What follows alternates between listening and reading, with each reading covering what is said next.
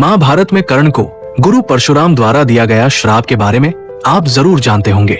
जब भी कर्ण को गुरु परशुराम की सिखाई गई विद्या की सबसे ज्यादा जरूरत होगी, तब कर्ण उस विद्या को भूल जाएगा।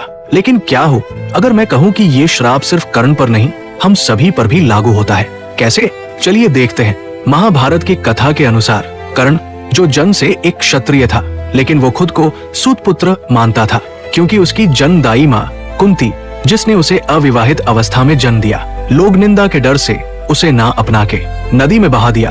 फिर अधिरथ नामक एक सूत जाति के व्यक्ति ने कर्ण को अपनाया और उसका पालन पोषण किया।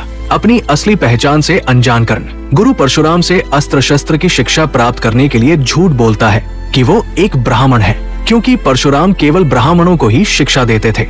लेकिन जब गुरु परशुराम को कर्ण की सच्चाई पता चलती है कि वो ब्राह्मण नहीं बल्कि एक क्षत्रिय है, तब गुरु परशुराम कर्ण को श्राप देते हैं। जब भी कर्ण को अपनी विद्या की सबसे ज्यादा जरूरत होगी, वो उस विद्या को भूल जाएगा। और ठीक ऐसा ही होता है। कुरुक्षेत्र के युद्ध में अर्जुन से युद्ध के समय कर्ण अपनी सारी विद्या भूल जाता है। दोस्तों, गुरु परशुराम के इस श्राप में एक गहरा संकेत छिपा हुआ है। जरा सोचिए, किसी इंसान की जिंदगी में सबसे जरूरी पल मृत्यु के क्षण के अलावा और क्या हो सकता है? और ऐसी कौन सी विद्या है जो मृत्यु के समय आपके काम आ सकती है?